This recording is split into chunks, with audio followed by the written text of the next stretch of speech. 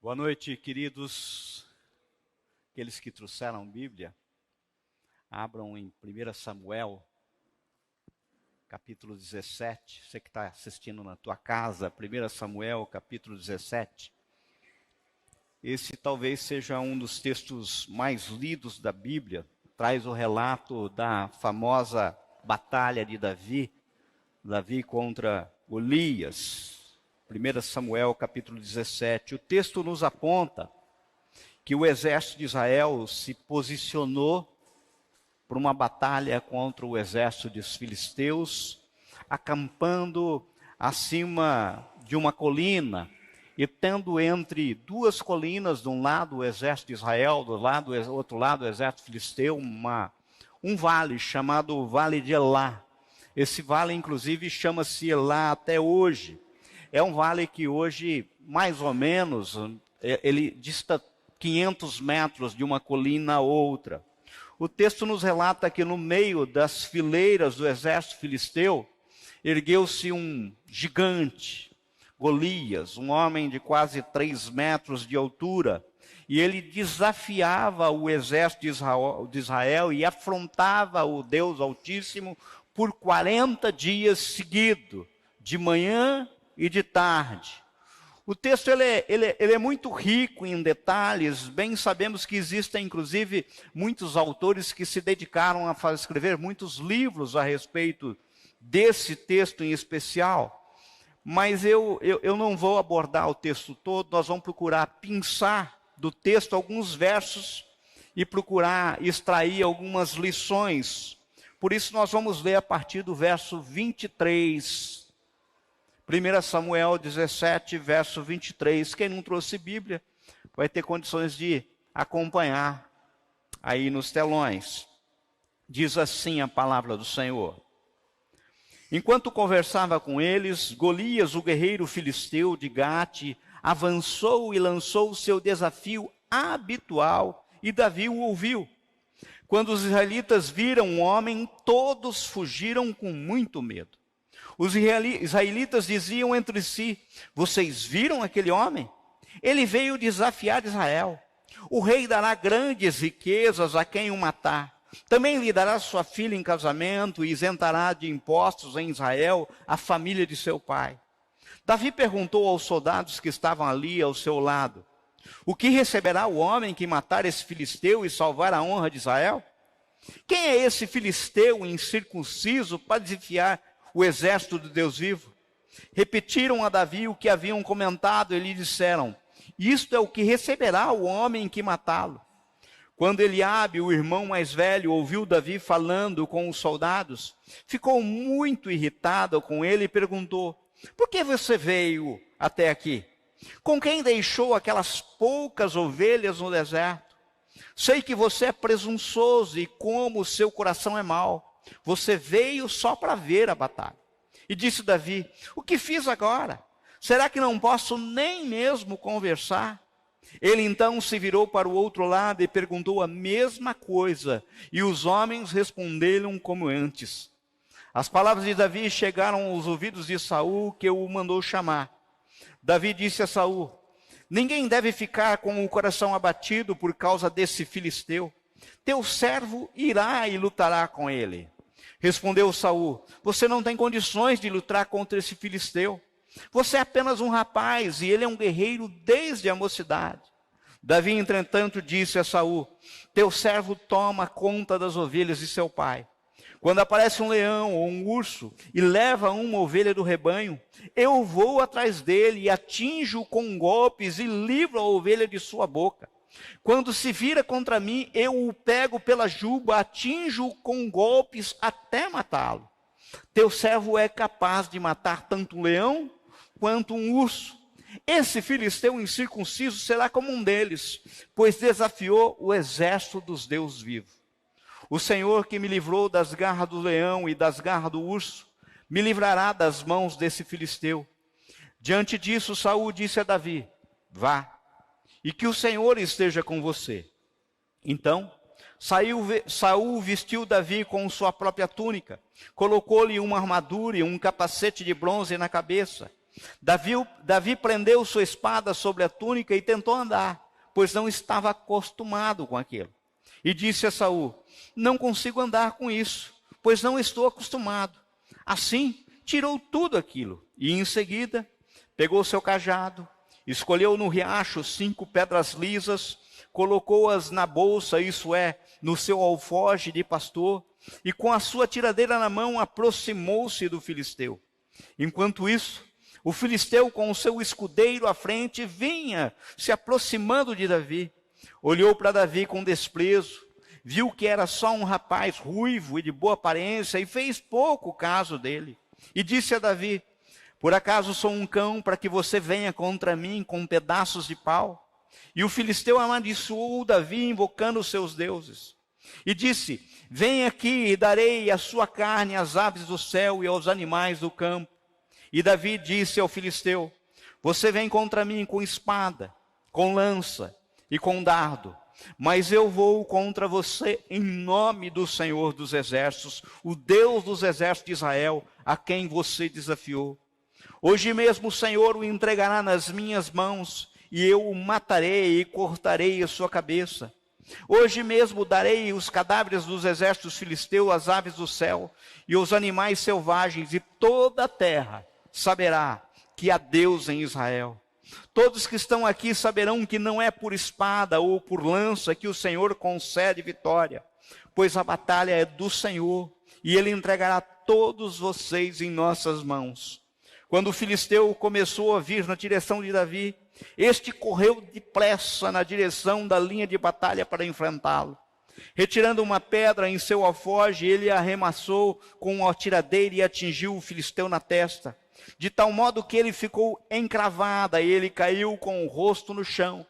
Assim, Davi venceu o filisteu com uma tiradeira e uma pedra. Sem espada na mão, ele derrubou o filisteu e o matou. Só até aí. Vamos orar? Senhor, fale ao nosso coração nessa noite, Senhor, meu Pai. Inunda-nos, Pai, com a Tua presença. Queremos proclamar liberdade plena, genuína do Teu Santo Espírito, para que fale conosco, Senhor, meu Pai, e nos transforme nessa vida, nesse momento, Senhor.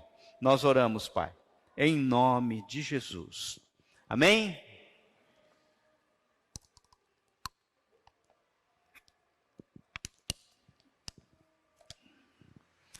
Quem aqui não tem seus gigantes, né? Os gigantes revelam quem somos, covardes ou corajosos. Há gigantes reais, há gigantes fictícios, há gigantes internos dentro da gente, gigantes externos. Existem alguns gigantes que são pura e simplesmente circunstanciais. Veja, eu não estou preocupado em saber a origem do teu gigante. Não é isso. Na realidade, há gigantes em cada esquina tentando nos afrontar, tentando nos pegar, tentando afrontar o nosso Deus. E cada um tem o seu ou os seus, né? A gente pode ter mais de um gigante. Mas a pergunta é, como vencê-los? Essa é a pergunta. Eu queria pensar desse texto que nós lemos, algumas coisas, não é exaustivo, tem muito mais coisas, mas aquilo que chama a atenção nossa. Em primeiro lugar, o que me chama a atenção é que precisamos, para enfrentar os nossos gigantes, aprender a não dar ouvidos à voz de pessimismo que toma conta de todo o povo. Se nós olharmos o texto de 1 Samuel 17, no versículo 11, nós vamos ver lá de cara que todos, né, não só os exércitos, como o próprio Saul, estavam atônitos, apavorados.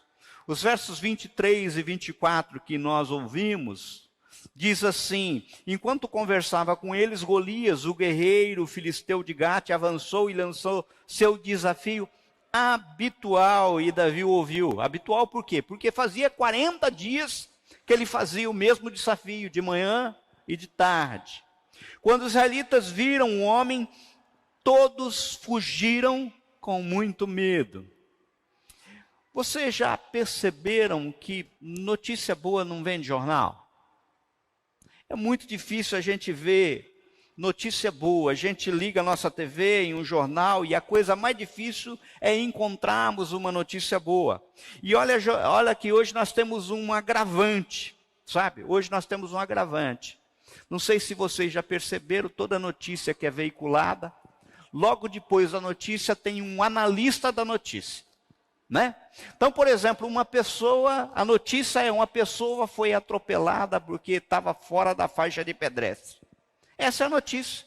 Uma pessoa foi atropelada porque está fora da faixa de pedestre. Logo depois, aquele âncora chama os analistas e daí eles começam a analisar se quem foi atropelado era homem ou mulher, se era preto ou branco, qual a classe social, se quem estava dirigindo era preto ou branco, qual as suas origens ideológicas, qual a religião que professava, e ali começa toda uma formação de opinião segundo conceitos ideológicos, você entendeu? E esses pretensos analistas começam a conduzir os nossos raciocínios. Não sei se vocês já perceberam isso. A coisa mais difícil que tem hoje é uma notícia isolada. Toda notícia ela é acompanhada de um editorial. Ela é acompanhada de um complemento. De alguém que vem tecer algum comentário. E esse comentário é profundamente formador de opinião, sabe? E esse comentário ele aborda se aquele atropelamento aconteceu por interesse de A ou de B. E dependendo, inclusive, vão analisar, espera um pouquinho, mas aquela faixa de pedestre mais perto estava fora de lugar. Quem era o gestor que mandou construir aquela faixa em tal lugar e não aonde aconteceu o atropelamento? E daí as pessoas vão concluindo e tomando as suas conclusões, tudo segundo o interesse de viés, muitas vezes ideológico. E o canal que apresentou a simples notícia de atropelamento, ela passa a ser, naquele momento, pura e simplesmente, não só um meio de veicular a notícia, mas de formação de opinião. Amado, amada, entenda. Os nossos gigantes estão nos chamando todo o tempo para um combate. E no caso, a frase mais comum diante de alguns gigantes é: fuja. Fuja. Afinal, é melhor um covarde vivo do que um herói morto. Quem já não ouviu essa frase? Infelizmente, muitas pessoas estão contaminadas por esse pessimismo. E se amoldam às circunstâncias, sabe? A gente nunca viu um cenário tão ruim, né? Tão ruim diante, inclusive, dos noticiários. Diante, inclusive, daquilo que é veiculado, sabe? A situação é horrível. Diz que certa vez, uma filha queixou-se ao seu pai sobre a vida e como as coisas estavam tão difíceis para ela. Ela não sabia mais o que fazer, ela queria desistir de tudo. Estava cansada de lutar, de combater, e parecia que assim que surgia e resolvia um problema, estava resolvido, já surgia um outro. Quando ela conversava com seu pai, o seu pai era um chefe de cozinha, levou até a cozinha dele, e ela encheu 3 panelas com água e colocou cada uma delas no fogo alto. E uma delas ele colocou cenouras, no outra ele colocou ovos, e numa outra ele colocou pó de café. Deixou que tudo fervesse, sem dizer uma palavra. A filha deu um suspiro e esperava impaciente por aquela situação. Cerca de 20 minutos depois, ele apagou as bocas do gás, pescou as cenouras e as colocou numa tigela, pescou ali os ovos, colocou em outra tigela, pegou com uma concha aquele pó de café e a água, colocou numa tigela e perguntou para ela: querida, o que você está vendo? Eu estou vendo cenoura, ovos e café, ela respondeu. E ele trouxe mais para perto e pediu-lhe para que experimentasse as cenouras. Ela obedeceu e notou que as cenouras estavam muito macias. Ele então pediu-lhe que pegasse o ovo e quebrasse. Ela obedeceu e depois de retirar a casca, verificou que o ovo tinha endurecido 20 minutos na água fervendo. Finalmente ele pediu para que tomasse um gole de café. Ela sorriu ao provar aquele aroma delicioso. E o que isso significa, pai? Ela perguntou intrigada. Ele explicou que cada um deles havia enfrentado a mesma adversidade, a água fervendo, mas que cada um reagiria de maneira diferente àquela realidade. A cenoura tinha entrado forte, firme, inflexível, mas depois de ter sido submetida à água fervente, ela amolecera e se tornara frágil. Os ovos, ao contrário, eram frágeis, sua casca fina havia protegido o líquido interior, mas depois de terem sido fervidos na água, seu interior se tornara mais rijo. E o pó de café, contudo, era incompatível com aquela situação. Depois que fora colocado na água fervente, ele havia mudado a água. E ele perguntou à filha: qual deles é você? Responda, minha querida. Quando a adversidade bate à sua porta, como você responde? Como uma cenoura que parece forte, mas com a dor da adversidade você murcha, torna-se frágil, perde a força? Ou você é como um ovo que começa com um coração maleável, mas depois de alguma perda, de decepções, se torna mais duro, apesar da casca parecer a mesma, por dentro é duro? Ou será que você é um pó de café, capaz de transformar a adversidade em algo melhor ainda do que a própria adversidade? Nós somos responsáveis pelas próprias decisões. Cabe a nós aferir o como nós vamos ser. Amados, o que eu queria que você guardasse com isso? Que nós não podemos só olhar as circunstâncias. Todo o povo dizia: é um gigante. Davi pensava: é apenas um gigante. É diferente. Isso faz toda a diferença. Não se trata de menosprezar os gigantes, mas de não supervalorizar o inimigo. Porque hoje, muitas vezes, a gente supervaloriza o inimigo. A coisa está ficando cada dia maior. Em segundo lugar, esse texto me mostra que você só consegue vencer o gigante quando deixar de estar apenas disponível e passar a estar disposto. Se você observar o verso 2, verá que os israelitas, eles reuniram-se e acamparam no vale, posicionado em linha de batalha para enfrentar o filisteu. É assim que estava. Lá no verso 21, diz que todos estavam posicionados em linha de batalha, frente a frente. Mas o texto diz no verso 24 que lemos: quando os israelitas viram o homem, todos fugiram com muito medo. Percebam, queridos, prestem atenção. Se nós olharmos bem o texto, veremos que todo o exército de Israel estava disponível para a batalha. Mas nenhum senão Davi estava disposto à batalha. Veja, é muito importante dizer que estar disposto é diferente de estar disponível. As duas palavras até se parecem, mas elas não são a mesma coisa, sabe? E isso faz diferença. Uma pessoa disposta pode ser e fazer tudo, e uma pessoa disponível pode não fazer nada. É diferente. Disponível é um adjetivo que indica que algo ou alguma coisa está desimpedida. está assim fácil, ou seja, usual, ao alcance. Veja, muitas vezes você olha numa rede de relacionamento e você olha lá na disponível e você tenta acessar. Só que a outra parte fala assim, eu não estou disposto. Ela está disponível, mas não está disposta. Quando você ouve a palavra disposição, o que vem à sua mente? Disposição, energia, coragem, uma ação.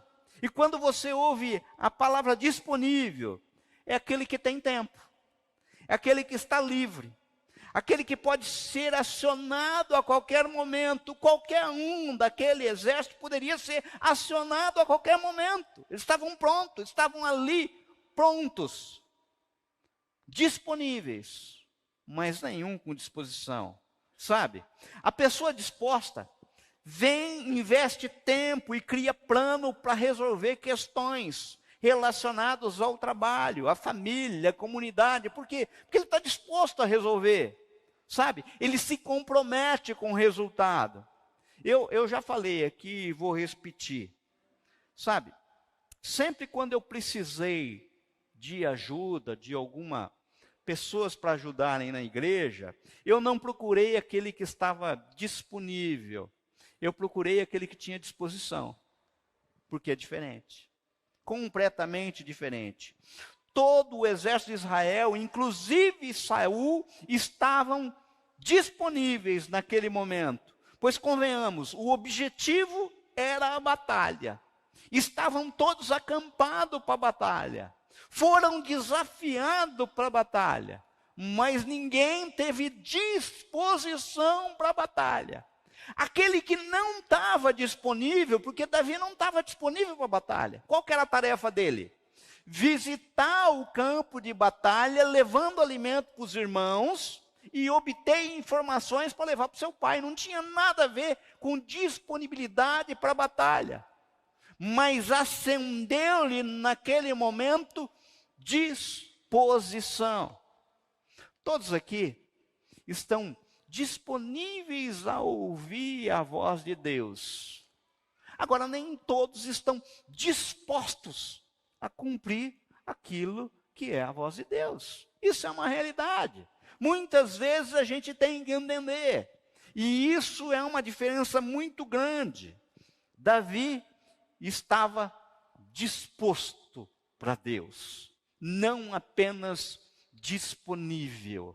Existem muitas pessoas que hoje estão pura e simplesmente disponíveis. Você olha lá na rede social, está disponível. Só que ele não está disposto. Ele não quer. Ele apresenta disponível. Dá a entender para muitas pessoas, pô, que cara disposto, né? Não. Ele só está disponível. Ele não está disposto. Disposto é diferente. Eu queria que você guardasse isso no teu coração. O Senhor busca pessoas que estejam dispostas e não apenas disponíveis. Em terceiro lugar, você tem que entender que você só conseguirá vencer o gigante se antes triunfar sobre as críticas que existem à sua volta. Sempre existirá críticas. Olha aquilo que está no verso 28. Quando Eliabe, o irmão mais velho, ouviu Davi falando com os soldados, ficou muito irritado com ele e perguntou: por que você veio até aqui? Com quem deixou aquelas poucas ovelhas no deserto? Olha que sentido de menosprezo. Sei que você é presunçoso, e como o seu coração é mau, você veio só para ver a batalha. E disse Davi: o que fiz agora? Será que não posso nem mesmo conversar? Queridos, preste atenção. Quantas vezes surgem na nossa vida os Eliabes? Quantas e quantas vezes? Para tentar fazer desistir e fazer com que nós fujamos do gigante. Na realidade, existem pessoas que são experts em colocar os outros para baixo. Pessoas que não fazem outra coisa a não ser criticar. Sabe? Pessoas que criticam. A crítica, numa grande maioria das vezes, inclusive, não é construtiva, como eles dizem, minha crítica é construtiva. Não, não tem nada de construtiva. Ela é pura e simplesmente uma crítica tipo de Eliabe. Por muitas vezes nos machuca quando vem daqueles que estão, inclusive, mais perto. Eliabe era irmão de Davi e era o irmão mais velho. E a gente tem que entender as circunstâncias que estavam por trás. Se você voltar um capítulo anterior, no capítulo 16, você vai ver que o Senhor estava profundamente desgostoso com Saul e resolveu mandar com Saul e resolveu mandar Samuel ungir um novo rei que sairia da casa de Jessé. Obedecendo a ordem de Deus, Samuel foi até a casa de Jessé. De cara, a primeira pessoa que ele viu foi quem? O mais velho, Eliabe. E falou assim, esse cara é esse o cara, ele tem tipão de rei. Daí o que ele ouve, Samuel de Deus? Olha, não olhe para a aparência, porque olhe o coração, não é esse. E daí passou um a um dos filhos de Jessé, até que acabaram os filhos. E o profeta perguntou a Jessé, acabou os filhos? Não, tem o caçula. Mas ele é pastor de ovelha, ele está aí. Olha, nós não vamos nos assentar enquanto não vier esse seu filho. Sabe? E daí diz a palavra que na hora que Davi chegou, um menino novo, de gentil aspecto, Deus falou a Samuel, é esse aí, unja ele. E ele foi ungido na frente dos seus irmãos. Você dá para imaginar o coração de Eliabe vendo isso? Era isso que aconteceu. Ou seja, Davi na frente dos irmãos foi ungido o futuro rei.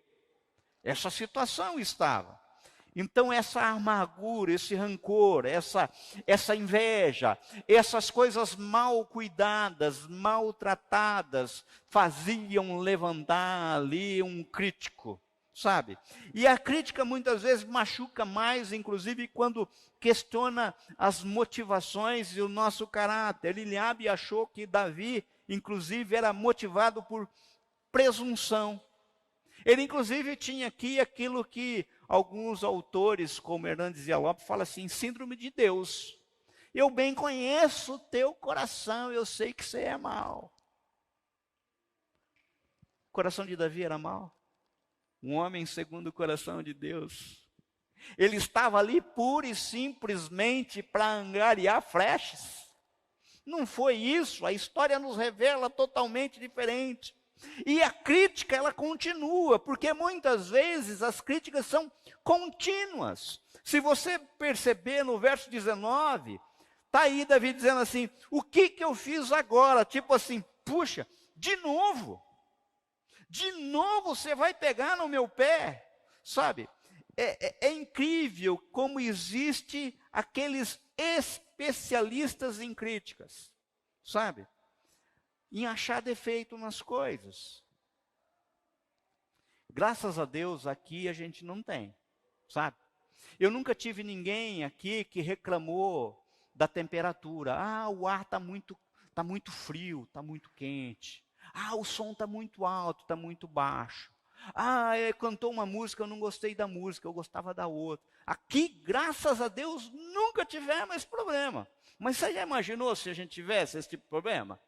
Você entendeu? Se as pessoas viessem aqui e falassem assim, não, eu gosto do ambiente a 21. O outro fala, não, 21 é muito frio para mim, eu gosto a 23. E o outro fala assim, não, mas essas músicas eu não gosto. E, inclusive, eu não gosto de guitarra, sabe? Eu acho que guitarra é do capeta, não deveria ter guitarra aqui. Você entendeu? Sim, ainda bem que aqui nós não temos esse tipo de coisa. Pessoas que acham muito alta, muito baixa, sabe? As pessoas não, sabe? Agora, já pensou se fosse assim, gente? Que difícil que seria.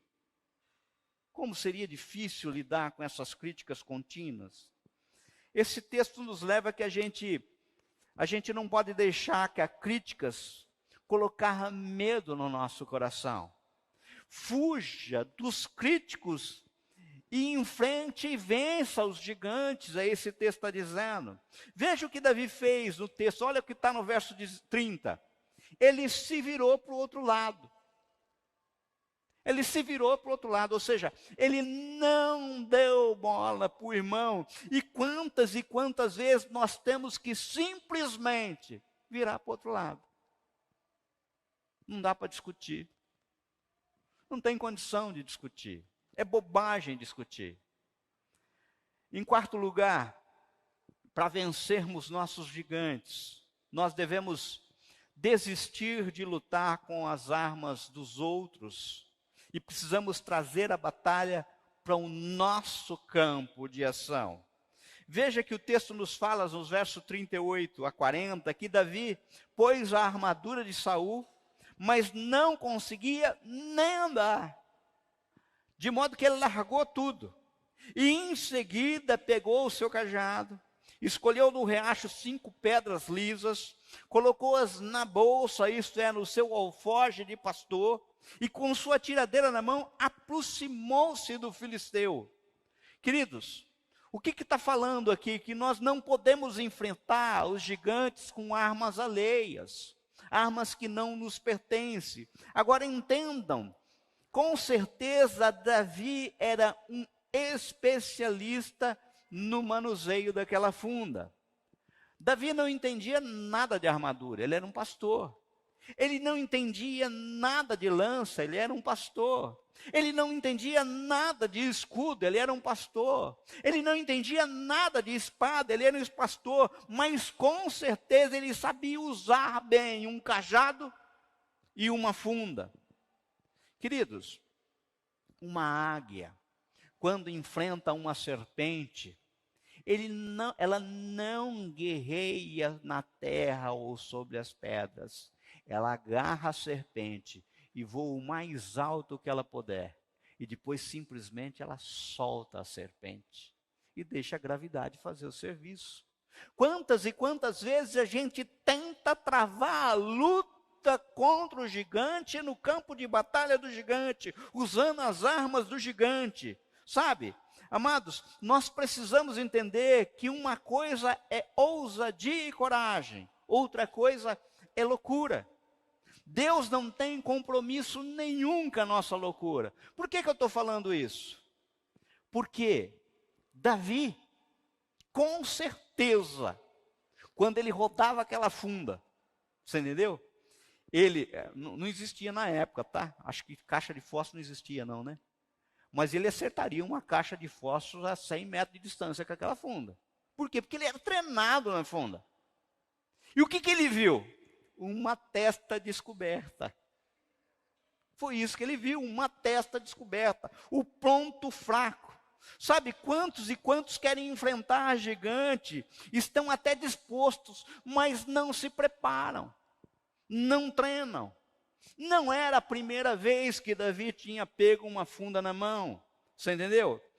As pessoas querem enfrentar, mas não se especializam, não fazem a sua parte. Amados, mesmo quando a batalha é para a glória de Deus, pois a palavra diz, assim seja comendo, seja bebendo, seja fazendo qualquer coisa, fazei tudo para a glória de Deus, é aquilo que está em 1 Coríntios 10, 31, e tudo quanto fizeres, fazei para a glória, sabe? Não por palavra, fazei-o em nome do Senhor Jesus, dando sempre graças a Deus. É aquilo que Paulo nos escreve em Colossenses 3,17. Nós devemos nos preparar para fazer sempre o melhor, principalmente se for para a glória do Senhor. E se comer é para a glória do Senhor, trabalhar é para a glória do Senhor, estudar é para a glória do Senhor, tudo nós devemos fazer bem feito. Não adianta, queridos, eu subir aqui no púlpito sem eu não estudar, se eu não orar, se eu não me preparar. Por quê? Uma coisa é fé, uma coisa é ousadia, outra coisa é loucura. E Deus não tem compromisso nenhum com a minha loucura, nem com a sua loucura. Se nós bem observarmos os versos 34 ao 37, veremos que Davi não tinha nessa batalha como sua primeira experiência. O texto fala que ele enfrentou o urso, ele enfrentou o leão, Isso me ensina que as pequenas batalhas que travamos, muitas vezes sozinhos, sem ninguém saber, vão formando o nosso caráter, vão nos treinando, nos ensina a depender de Deus. Pois pelas palavras de Davi, notamos que ele tinha consciência clara que o leão e o urso foram vencidos não na sua força, mas na força de Deus. E nós precisamos muitas vezes relembrar as vitórias que Deus já nos deu. Quantas e quantas vezes a gente esquece as vitórias que Deus já nos deu. E a gente vê o gigante e acha, ai, que gigante grande. Oh, espera um pouquinho. E os ursos? E os leões? E as amostras que o Senhor já deu das vitórias? Percebam que o mais importante nisso tudo é que Davi não buscou força no seu interior para enfrentar o gigante Golias, mas buscou força no Senhor. Hoje em dia, por que eu estou falando disso? Hoje em dia está muito na moda a centralização no homem, sabe? Não, sabe? Você pode, você consegue, existe força em você. Isso é mentira, meu querido, minha querida. A força não é tua. A força é do Senhor. Ai de você enfrentar os gigantes que se levantam na tua força, sabe? Deixe de ser presunçoso. Daí estaria certo Eliabe, sabe? A força vem do Senhor. Quem topou o desafio? Davi. Quem convenceu Saul de que poderia lutar? Davi. Quem escolheu as pedras no riacho? Foi Davi. Quem correu até Golias? Foi Davi. Quem atirou a pedra? Foi Davi. Quem cortou a cabeça do gigante logo depois do gigante ter sido derrubado? Foi Davi. No entanto, olha a declaração que fez toda a diferença. Davi disse ao filisteu: eu vou contra você em nome do Senhor dos Exércitos. O Senhor o entregará nas minhas mãos. Toda a terra saberá que há Deus em Israel. A batalha é do Senhor e Ele entregará todos vocês em nossas mãos. Querido, a honra, a glória é do Senhor. Não é nossa. Não é de Davi. Sabe, eu muitas vezes, quando li aquela frase de Jesus que está lá em Mateus 18:3, tem uma frase dizendo assim: com toda certeza vos afirmo que se não vos converterdes e não vos tornardes como criança, de modo algum entrareis no reino dos céus. Eu pensava que essa questão de tornar-se como criança tinha a ver com a pureza da criança, sabe? Tinha a ver com a inocência da criança. Mas não é isso. Tem a ver com a dependência da criança. A criança precisa ser alimentada. A criança precisa ser vestida. A criança precisa ser ensinada. A criança precisa ser guiada, sabe? Uma criança não se alimenta sozinha, não se veste sozinha, não se protege sozinha. Entenda de uma vez por toda, sabe? O Senhor não é um Deus criador que se tornou pai. Na realidade, Ele é um pai que é um Deus criador. E a gente não pode esquecer disso. Em todo momento Ele é pai. Em todo momento Ele se apresentou como um pai. Sabe? Eu lembro que uma vez eu estava ouvindo o Pascoal Piragini e aquilo marcou muito meu coração, que eu ouvi ele explicando algo. E ele falou assim: eu não entendo uma frase que tem na Bíblia que parece uma loucura. E realmente é doido isso, né? Porque o Senhor Jesus, a certa feita, fala para nós assim, ó: eu estou enviando vocês como ovelha entre lobos. Pô, o que acontece com uma ovelha que vai no meio de lobos? Terrível. E a gente fala assim: esse Deus é injusto. Como é que me manda como ovelha no meio de lobos? Senhor, eu queria que o Senhor me desse a oportunidade de me defender. Pô, me dê pelo menos condições iguais. Faça com que eu me comporte como um lobo. E Deus olha e fala assim: fique à vontade, quer ser lobo, seja. Mas saiba de uma coisa, lobo não tem pastor. É isso. Lobo não tem pastor. O Senhor é pai das suas ovelhas. Veja, meus queridos, a palavra do Senhor nos fala que devemos ser cheios do Espírito Santo, mas o sentido exato é sermos dominados pelo Espírito Santo. Porque se nós olharmos no capítulo 16, nós vamos ver que Davi, desde que foi ungido rei, o Espírito do Senhor apoderou-se de Davi. Então, nesse momento da batalha com Golias, ele já estava cheio do Espírito Santo. Ou seja, a palavra utilizada é apoderou-se. Ou seja, ele estava dominado pelo Espírito Santo. Entenda de uma vez por todas. Você só vence os gigantes quando reconhece que a vitória vem de Deus e a glória deve ser devolvida para Ele. A glória dele, o louvor dele, é tudo dele.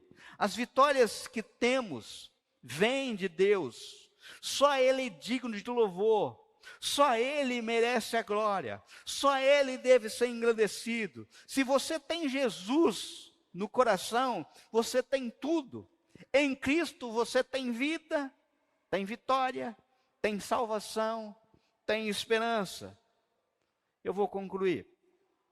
Sabe, se você não se lembrar de mais nada, mas só disso, eu vou ficar muito contente. Davi vence o gigante em nome do Senhor dos Exércitos. Vou repetir.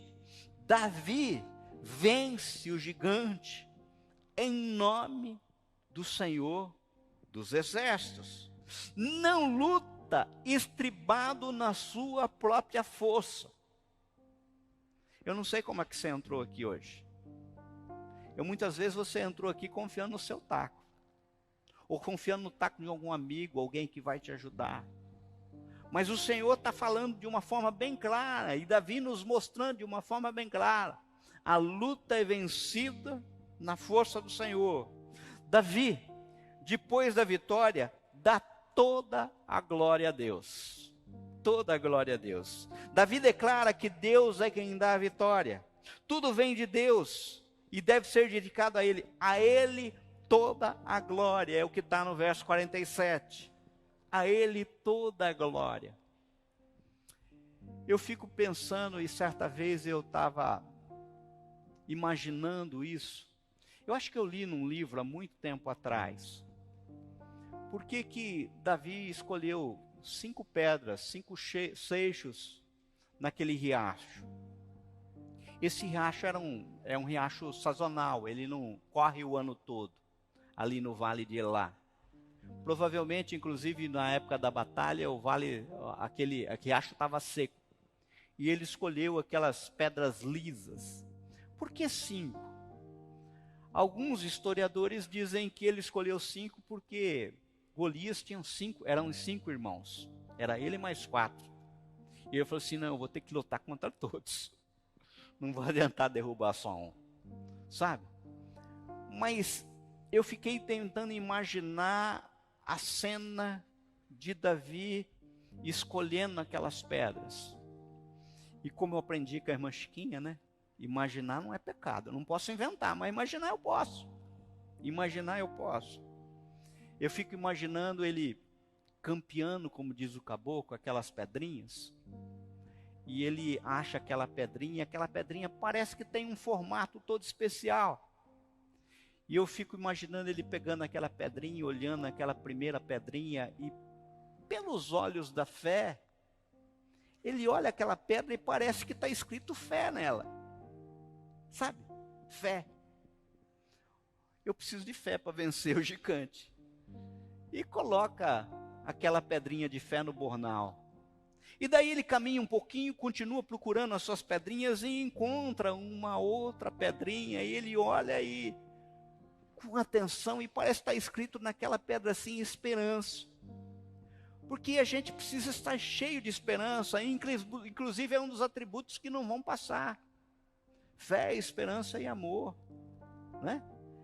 E ele pega aquela pedra da esperança e coloca no bornar. E continua a campear aquelas pedrinhas e encontra uma outra pedrinha que é justamente uma pedrinha de amor, porque ninguém vence gigante sem amor, sabe? O amor é que rompe todas as barreiras, o amor é que acaba com todos os rancores, acaba com toda a intriga, é o amor. E ele olha aquela pedra, e aquela pedra tem, não sei se é certo falar isso, sabe, Nete? Tem cara de amor. Como é que a gente pode ter uma pedra com cara de amor? Mas ele fica imaginando que aquela pedra está escrito amor. E ele fala assim, não, eu preciso de amor. Amor pelo meu Deus, amor pelo meu povo, por todo esse exército que vai ser sucumbido aí, se eu perder essa batalha. E ele coloca no bornar, sabe, aquela pedrinha de amor. E depois ele fala assim, não, mas está faltando coisa ainda. Ele vê uma pedrinha reluzente, pega aquela pedra e olha bem firmemente naquela pedra, e parece que está escrito naquela pedra assim, oração. Porque para vencer gigante a gente precisa de oração. Joelho no chão, sabe? Fala, opa, essa pedra é boa. Essa pedra derruba gigante. Oração é uma pedra que derruba gigante. E ele pega aquela pedra da oração e coloca no bornar. E ele continua a andar, fala assim, mas não adianta só isso. Só fé, esperança, amor, oração não adianta. Eu preciso de algo a mais. E ele talvez ache a pedra que seja a pedra que mais chama a atenção dele, e pega aquela pedra e olha, e aquela pedra está reluzindo, Ricardo, assim, graça. Como a gente precisa de graça para vencer gigante. A gente precisa de graça para vencer gigante. E ele pega aquela pedra e coloca no bornar. E diz que naquele momento, Golias já vem contra ele e ele se apressa em direção a Golias. Eu estou vendo a cena. Não é pecado eu imaginar a cena. Um vale de Elá de 500 metros. O Golias vindo de uma direção e ele correndo em direção do Golias do outro lado. E quando ele está correndo, eu fico imaginando aquelas pedras se embaralhando dentro do bornar. Está tudo na minha cabeça. E ela batendo uma na outra ali, sabe? E bate ali tudo, a fé, esperança, amor, ação, graça. 5 pedras batendo uma na outra. Daí ele pega sem querer qualquer uma, porque ele não vai parar e escolher. Ele pega a primeira que sai no bornar e roda a funda. E atinge a testa do gigante cabeção. E ele vai à terra. Daí eu fico imaginando ele correndo em direção àquele gigante. E diz o texto que a pedra estava encravada na testa. Mas quando ele olha aquela pedra encravada na testa, ele vê algo diferente. Que é a soma de tudo isso, fé, esperança, amor, oração e graça. Aquela pedra estava escrito assim, Jesus. Porque a gente derruba os gigantes da nossa vida. É no nome do Senhor Jesus. É no nome do Senhor Jesus. É esse nome que derruba gigante. Por isso eu queria orar com você. Sabe? Eu queria orar com você nessa noite. Eu sei que você muitas vezes entrou aqui confiando no seu taco, ou nem está confiando nele mais. Assim, eu já me entreguei. Os gigantes são, Juninho, você não sabe o tamanho do meu gigante. Sabe? Tá vendo o Roberto? É grandão ali, ó. Roberto é anãozinho perto do meu gigante. Entendeu? Luciano é tampinha perto do gigante. É muito maior. E eu estou falando de homem grande aqui, hein? Entendeu? O que dirá o Dionísio aqui, tadinho? Hã? Mas vocês não conhecem o tamanho do gigante que se levanta contra mim. Querido, não lute contra esse gigante na tua força. Lute no nome do Senhor. Feche os teus olhos. Eu quero orar. Senhor, meu Deus, meu Pai. O Senhor conhece o nosso coração, conhece cada um que adentrou nesse templo hoje ou que está nos ouvindo pela mídia social, Senhor, pela internet. O Senhor sabe, Pai querido, Pai amado, que existem gigantes que nos afrontam dia a dia, Senhor. Pai querido, e nós podemos tirar desse texto algumas instruções claras, objetivas. Senhor, mas ainda nós somos limitados por nós mesmos. E precisamos, Pai querido, Pai amado, que o Teu Santo Espírito, Ele opere em nosso coração, opere em nossa mente. Só Ele pode nos trazer, Senhor meu Pai, não convencimento por palavras humanas, mas da nossa dependência do Senhor. Só Ele pode nos ensinar, nos conduzir nessas batalhas, Senhor meu Pai. Para que a honra, a glória, o louvor, ao final, seja todo Teu, porque é todo Teu. Por isso, Senhor, visita cada coração aqui, Senhor. Cada coração no lar, Pai querido, Pai amado. Visita agora com o Teu poder, Senhor meu Pai. E mostra, Senhor, um Deus que é presente. O mesmo Deus que foi com Davi contra os ursos. Foi com Davi contra o leão. Foi com Davi contra Golias. É o mesmo Deus que hoje está a nosso favor contra os nossos gigantes, Senhor. Então, Pai querido, Pai amado, opera em nosso coração e derruba, Senhor, cada um dos nossos gigantes, Senhor, na Tua força, no Teu poder. Faz isso não porque mereçamos, mas porque oramos, Pai, em nome de Jesus. Amém? Amém.